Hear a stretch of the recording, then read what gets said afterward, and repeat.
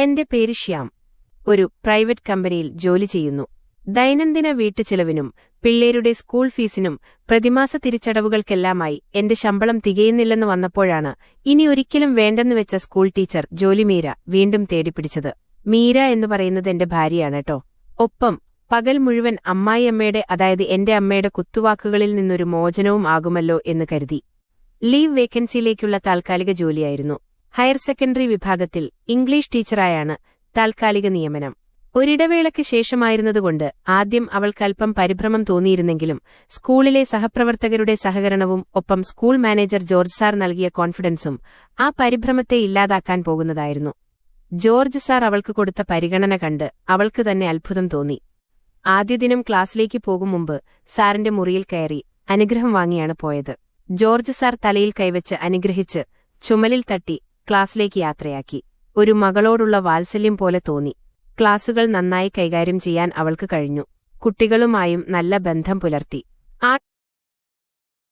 ആൺകുട്ടികളിൽ ചിലർ അല്പം വിളവന്മാർ ആയിരുന്നെങ്കിലും തികഞ്ഞ സൗഹൃദത്തോടെ അവരോടിടപെട്ട് ക്ലാസുകൾ സ്മൂത്തായി കൈകാര്യം ചെയ്തു.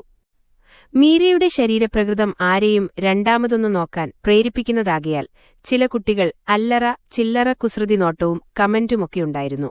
പ്രായത്തിന്റെ വികൃതിയായി കണ്ട് അതൊക്കെ തമാശയായെടുത്തു. പിള്ളേരുടെ ഇടയിലും അംഗീകാരം നേടി. ദിവസവും ജോലിക്കിറങ്ങുന്നതുകൊണ്ട് വീട്ടിലും നാട്ടിലുമുള്ള അംഗീകാരം വേറെ. അങ്ങനെ മുന്നോട്ടു പോകുമ്പോഴാണ് മീര ജോലിക്ക് കയറിയ ലീവ് വേക്കൻസി സ്ഥിരം ഒഴിവാക്കാൻ പോകുന്നു എന്ന വിവരം ലഭിച്ചത്. ലീവെടുത്ത് യുഎസിൽ പോയ ടീച്ചർ തിരികെ വന്ന് റെസിഗ്നേഷൻ സമർപ്പിച്ചു പോയത്രേ. മീരയുടെ മനസ്സിൽ ഒരു ലഡ്ഡു പൊട്ടി. താൽക്കാലിക ജോലി ചെയ്തു വന്നിരുന്ന ഒഴിവ് സ്ഥിരം വേക്കൻസിയായിരിക്കുന്നു. അതിൽ നിയമനം ലഭിച്ചാൽ കുടുംബം രക്ഷപ്പെട്ടു. എയ്ഡഡ് സ്കൂളാണ്, സർക്കാർ ശമ്പളം ലഭിക്കും. ഇനി അങ്ങോട്ട് കുടുംബത്തിലും സമൂഹത്തിലും തന്റെ അന്തസ്സ് വർദ്ധിക്കും. ഇതൊക്കെ ചിന്തിച്ചാണ് മീര തിരികെ വീട്ടിലോട്ടുള്ള ബസ്സിലിരുന്നത്. എന്തായാലും നാളെ വന്ന് വിശദവിവരം തിരക്കിയറിയാമെന്ന് വിചാരിച്ചു. മീര വീട്ടിലെത്തി വൈകിട്ട് എന്നോട് വിവരം പറഞ്ഞു. എനിക്കും ഒരു ഉത്സാഹം തോന്നി. ഈ ജോലി അവൾക്ക് ലഭിച്ചാൽ അധികം താമസിയാതെ കടങ്ങൾ തീർക്കാനും കുറച്ചു കാശ് സമ്പാദിക്കാനും കഴിയും. സഹോദരങ്ങളുടെ ഇടയിൽ ഞാൻ മാത്രമാണ് ഇത്തിരി താഴ്ന്ന നിലയിലുള്ളത്. ഇതോടെ അതിനൊരു പരിഹാരമാകുമെന്ന് ഞാനും കരുതി. വീട്ടുജോലിക്കിടയിലും സ്കൂളിലെ ജോലി സ്ഥിരപ്പെടുത്തുന്നതിനെപ്പറ്റിയുള്ള ചിന്തയായിരുന്നു മീരയുടെ മനസ്സ് മുഴുവൻ. എന്റെയും ക്ഷമയും ആകാംക്ഷയും അടക്കാൻ വയ്യാതെ അവൾ സ്കൂളിൽ ഏറ്റവും അടുപ്പമുള്ള ലില്ലി ടീച്ചറെ വിളിച്ചു. ലില്ലി ടീച്ചർ പങ്കുവച്ച വിവരം ഞങ്ങളുടെ എല്ലാ സന്തോഷവും ഇല്ലാതാക്കി. സ്കൂൾ മാനേജറുടെ സഭയിൽപ്പെട്ട ആരോ ആ പോസ്റ്റിലേക്ക് അപേക്ഷിച്ചിട്ടുണ്ടത്രേ. സഭാംഗമാണെന്ന് മാത്രമല്ല, വലിയ തുക നൽകാനും അവർ തയ്യാറാണെന്ന വിവരവും അറിഞ്ഞു. കണ്ടു തുടങ്ങിയ സ്വപ്നം തുടക്കത്തിലെ ഉപേക്ഷിച്ച് മീര തുണിയലയ്ക്കുന്ന ജോലി തുടർന്നു. ഞാനും നിരാശനായി. പിന്നീട് ജോലി കഴിഞ്ഞ് രാത്രി വളരെ വൈകിയാണ് ഫോൺ നോക്കുന്നത്. ലില്ലി ടീച്ചറുടെ മിസ്ഡ് കോള് കിടക്കുന്നു. എന്തിനാകും വിളിക്കുന്നത്? 10:30 കഴിഞ്ഞെങ്കിലും ആകാംക്ഷയടക്കാൻ കഴിയാതെ മീര ലില്ലി ടീച്ചറെ വിളിച്ചു.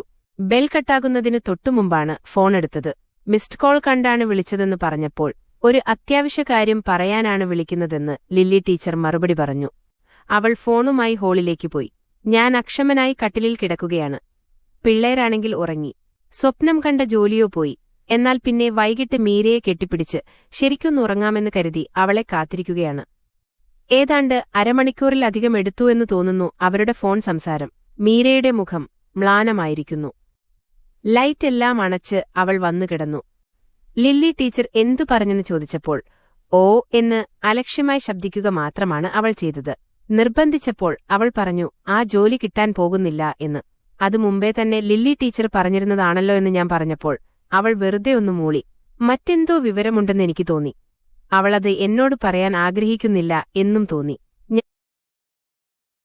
ഞാൻ വീണ്ടും വീണ്ടും നിർബന്ധിച്ചപ്പോൾ അവൾ പതിയെ പറയാൻ തുടങ്ങി.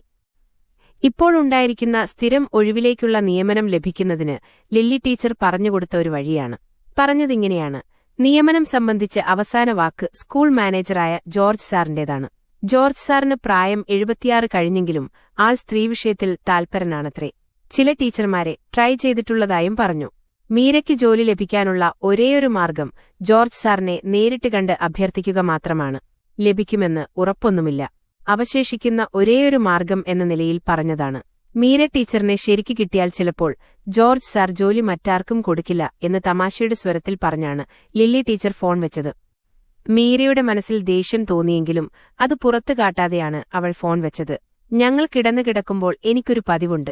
ഞാൻ ചരിഞ്ഞുകിടന്ന് കൈയെടുത്ത് അവളുടെ മുടിയിൽ വെച്ച് പതിയെ തലോടിക്കൊണ്ടിരിക്കും. കാര്യങ്ങൾ സംസാരിച്ചു കിടക്കുമ്പോഴും കൈ അതിന്റെ പണി തുടർന്നുകൊണ്ടേയിരിക്കും. ലില്ലി ടീച്ചർ പറഞ്ഞ കാര്യങ്ങൾ ഞങ്ങൾ ചർച്ച ചെയ്തു. എന്തായാലും നാളെ ജോർജ് സാറിനെ ചെന്ന് കാണാൻ ഞാൻ പറഞ്ഞു. അവൾ വലിയ താൽപര്യം കാണിച്ചില്ല. ഈ ജോലി നമുക്ക് അത്യാവശ്യമാണെന്നും അതിനായി നമ്മൾ മുൻകൈയെടുക്കണമെന്നും പറഞ്ഞ് അവളെ ബോധ്യപ്പെടുത്തി. ഒടുവിൽ അവൾ നാളെ ജോർജ് സാറിനെ കാണാമെന്ന് സമ്മതിച്ചു. അതിനിടെ എന്റെ കൈ മുടിയിഴകളിൽ നിന്ന് ഇഴഞ്ഞ് അവളുടെ കഴുത്തിൽ പരതാൻ തുടങ്ങിയിരുന്നു. സ്കൂളിലത്തെ കാര്യങ്ങൾ ഓർത്തുള്ള ടെൻഷനുള്ളതുകൊണ്ടാകണം മീര വലിയ താൽപര്യം കാണിച്ചില്ല. എന്നെ പിണക്കേണ്ട എന്ന് കരുതി ചരിഞ്ഞുകിടന്നു. മീരയുടെ പിന്നഴക് ആരെയും ആകർഷിക്കുന്നതാണ്. ശ്രീവിദ്യയുടേതുപോലെ ഉണ്ടെന്ന് ഞാൻ ഇടയ്ക്ക് പറയും. ആനന്ദത്തിനു ശേഷം ഞങ്ങൾ ഉറക്കത്തിലേക്ക് വഴുതി. പിറ്റേ ദിവസം വെളുപ്പിനുണർന്നു. എല്ലാം പതിവ് പോലെ. അവളും പിള്ളേരും സ്കൂളിലേക്കും ഞാൻ ഓഫീസിലേക്കും. ഓഫീസിലെ തിരക്കുകൾക്കിടയിൽ മീരയുടെ ജോലിക്കാര്യവും തലേദിവസം ലില്ലി ടീച്ചർ പറഞ്ഞ കാര്യവും ഒക്കെ ഞാൻ മറന്നിരുന്നു. ശരിക്കും പറഞ്ഞാൽ വൈകിട്ട് വീട്ടിലെത്തിയപ്പോഴാണ് അക്കാര്യം ഓർമ്മയിൽ വന്നത് തന്നെ. മീരയാകട്ടെ ഇടയ്ക്കൊന്നും ഫോൺ വിളിച്ചതുമില്ല. എന്തായി കാര്യം? സാറിനെ കണ്ടോ? സാർ എന്തു പറഞ്ഞു എന്ന് ഞാൻ മീരയോട് ചോദിച്ചു. നമുക്കിത് വിട്ടേക്കാം ചേട്ടാ, നടക്കുന്ന കാര്യമല്ല. ജോലി ആർക്കെങ്കിലും കൊടുത്തോട്ടെ, നമുക്കിങ്ങനെ അങ്ങ് പോയാൽ മതി എന്നവൾ പാതി പരിഭവത്തോടെ പറഞ്ഞു. സ്കൂളിൽ ഇന്ന് എന്തോ സംഭവിച്ചിട്ടുണ്ടെന്ന് എനിക്ക് തോന്നി. ജോർജ് സാർ ആള് ശരിയല്ല എന്ന ഒറ്റവാക്കിൽ അവൾ മറുപടി ഒതുക്കി വീട്ടുജോലികളിലേക്ക് നടന്നു. എന്തോ പ്രശ്നമുണ്ടെന്ന് എനിക്ക് മനസ്സിലായി. വൈകിട്ട് കിടക്കുമ്പോൾ സംസാരിക്കാമെന്ന് കരുതി ഞാനും വിഷയം തൽക്കാലം വിട്ടു. രാത്രി 11 മണിവരെയുള്ള കാര്യങ്ങളെല്ലാം പതിവുപോലെ. സീരിയൽ, വാർത്ത, പിള്ളേരുടെ പഠിപ്പീര്, അത്താഴം. ഒടുവിൽ കിടക്കയിലേക്ക്. അവിടെ നിന്ന് ഒളിച്ചോടാൻ വേറെ സ്ഥലമില്ലല്ലോ ഞങ്ങൾ രണ്ടുപേർക്കും. സ്കൂളിൽ നടന്നത് എന്താണെന്നറിയാനുള്ള ആകാംക്ഷയായിരുന്നു എനിക്ക്.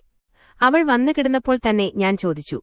ആദ്യം പറയാൻ തയ്യാറായില്ലെങ്കിലും പിന്നീട് പറഞ്ഞു തുടങ്ങി. എന്നിൽ നിന്ന് ഒന്നും മറച്ചുവെക്കാൻ അവൾക്ക് കഴിയില്ലെന്ന് എനിക്കറിയാം. സ്കൂളിൽ നടന്ന കാര്യങ്ങൾ അവൾ വിവരിച്ചു. രാവിലെ ജോർജ് സാറിനെ കാണേണ്ടതുകൊണ്ട് ഇത്തിരി നേരത്തെ അവൾ ഇറങ്ങിയിരുന്നു. രാവിലെ തന്നെ ചെന്ന് സാറിനെ കണ്ട് കാര്യം അവതരിപ്പിച്ചു. ആദ്യം അദ്ദേഹം ഒന്നും പറഞ്ഞില്ല. പിന്നീട് ഒട്ടേറെ ആവശ്യക്കാർ ഈ പോസ്റ്റിലേക്ക് സമീപിച്ചിട്ടുണ്ടെന്നും സഭയുടെ സമ്മർദ്ദമുണ്ട് എന്നൊക്കെ പറഞ്ഞു. പക്ഷെ മീരയോട് എനിക്കും താൽപ്പര്യമുണ്ട്. എന്തു ചെയ്യാം? ഞാൻ നിസ്സഹായനാണ്. സഭയുടെ സമ്മർദ്ദം അതിജീവിച്ചാൽ തന്നെ പണം വാങ്ങാതെ നിയമനം നൽകാൻ കഴിയില്ല. ഇത്രയും വലിയ തുക നൽകാൻ മീരയ്ക്ക് കഴിവുണ്ടോ എന്നു ചോദിച്ചു. കഴിയില്ലെന്ന് നിസ്സഹായത പ്രകടിപ്പിച്ച് വിഷമിച്ച് തല താഴ്ത്തിയിരുന്ന മീരയുടെ തോളിൽ കൈവച്ച് ജോർജ് സാർ പറഞ്ഞു. ഒരുപക്ഷെ എനിക്ക് സഹായിക്കാൻ കഴിഞ്ഞേക്കും. പക്ഷേ അതിന് മീരയുടെ സഹകരണം വേണ്ടിവരും. മീരക്ക് മനസ്സിലായില്ല. ജോർജ് സാർ തുടർന്നു. ഞാനിപ്പോൾ സഭയുടെ സമ്മർദ്ദമൊക്കെ മാനേജ് ചെയ്തോളാം.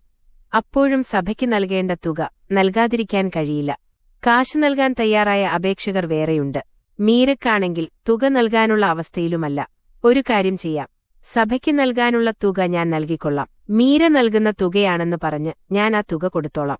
അത്രയും വലിയ തുക ഞാൻ എടുക്കുന്നത് എന്റെ ആഗ്രഹ പൂർത്തീകരണത്തിനു വേണ്ടിയാണ്. മീര ടീച്ചർ ഒരു ദിവസം എന്റെ കൂടെ കഴിയുമോ? ഒരേയൊരു തവണ. മീര ടീച്ചറുടെ സൗന്ദര്യം എന്നെ അത്ര ആകർഷിച്ചിട്ടുണ്ട്. അതുകൊണ്ടാണ് ഒന്നും പറയാനാകാതെ മീര ടീച്ചർ ജോർജ് സാറിന്റെ മുറിവിട്ടിറങ്ങിയത്. നമുക്കീ ജോലി വേണ്ട ചേട്ടാ എന്നു പറഞ്ഞ് അവൾ എന്നെ മുറുക്കി കെട്ടിപ്പിടിച്ചു. ഞാൻ ഒന്നും പറയാതെ കുറെ ആലോചിച്ചു. മീര ഒരു തവണ ഒന്നു വഴങ്ങിക്കൊടുത്താൽ ലഭിക്കാൻ പോകുന്നത് സർക്കാർ ശമ്പളം ലഭിക്കുന്ന എയ്ഡഡ് സ്കൂളിലെ സ്ഥിരം നിയമനമാണ്. അതും ഹയർ സെക്കൻഡറിയിൽ. കുടുംബത്തിന്റെ ജീവിത നിലവാരം തന്നെ മാറും. സാമ്പത്തിക നില മെച്ചപ്പെടും. പിള്ളേരുടെ പഠനം നടക്കും. കടമൊക്കെ തീർക്കാം. ചിന്ത അങ്ങനെയൊക്കെ മുന്നോട്ടുപോയി. കാര്യം മീരയോട് അവതരിപ്പിച്ചു. കാരണം തടി കിട്ടിയില്ല എന്നേയുള്ളൂ. എന്നിട്ട് ഒരൊറ്റ കരച്ചിലായിരുന്നു. ഞാൻ ആശ്വസിപ്പിക്കാൻ ശ്രമിച്ചു. കുറേ നേരം ഞങ്ങൾ രണ്ടാളും ഒന്നും മിണ്ടിയില്ല. ഈ ജോലി ലഭിക്കാത്തതിൽ ചേട്ടന് വിഷമമുണ്ടല്ലേ എന്ന മീരയുടെ ചോദ്യത്തിനു മുൻപിൽ ഞാൻ നിശബ്ദനായിരുന്നതേയുള്ളൂ. കുറേ നേരത്തെ ആലോചനയ്ക്ക് ശേഷം അവൾ പറഞ്ഞു. ചേട്ടന്റെ താൽപ്പര്യം അങ്ങനെയാണെങ്കിൽ നമുക്ക് മുന്നോട്ടു പോകാം. പക്ഷേ മുന്നോട്ടുള്ള ജീവിതത്തിൽ ഇതൊരു പ്രശ്നമാകില്ല എന്നതിന് എന്താണ് ഉറപ്പ്? ജോലി കിട്ടുന്നതിനു വേണ്ടി മാനേജർക്ക് വഴങ്ങിക്കൊടുത്തവൾ എന്ന നിലക്കല്ലേ ചേട്ടൻ എന്നെ പിന്നീട് കാണൂ? ആ ചോദ്യത്തിനും ഞാൻ ആദ്യമൊന്നും പറഞ്ഞില്ല. ഞാൻ അവളെ ചേർത്തു പിടിച്ചുകൊണ്ട് പറഞ്ഞു, ഒരിക്കലുമില്ല. എനിക്ക് നിന്നോടുള്ള സ്നേഹം വർദ്ധിക്കുകയുള്ളൂ. ഒരു കാര്യം ചെയ്യ്, നമുക്ക് ഒരുമിച്ചു പോകാം. ഒരവധി ദിവസം ജോർജ് സാറിന്റെ ക്വാർട്ടേഴ്സിൽ പോകാം. പുള്ളി അവിടെ തന്നെയാണല്ലോ. നമുക്കൊരുമിച്ച് അദ്ദേഹത്തോട് സംസാരിക്കാം. ഈ ജോലിക്ക് വേണ്ടി നമ്മൾ വിട്ടുവീഴ്ചയ്ക്ക് തയ്യാറാണെന്ന കാര്യം പറയാം.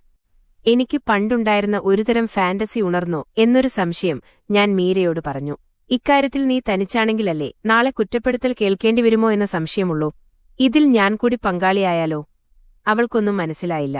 സംഭവം എന്താണെന്ന് ഞാൻ മീരയോട് വിശദീകരിച്ചു. അത്തരത്തിലുള്ള ഒരു ഷോർട്ട് ഫിലിം ഞങ്ങൾ ഒരുമിച്ച് കണ്ടു. ശരിക്കും മനസ്സിലാ ഒരു ഫാന്റസിയോടെ ഈ വിഷയത്തെ സമീപിച്ചാൽ നാളെ ആർക്കും കുറ്റപ്പെടുത്തൽ കേൾക്കേണ്ടിവരില്ല.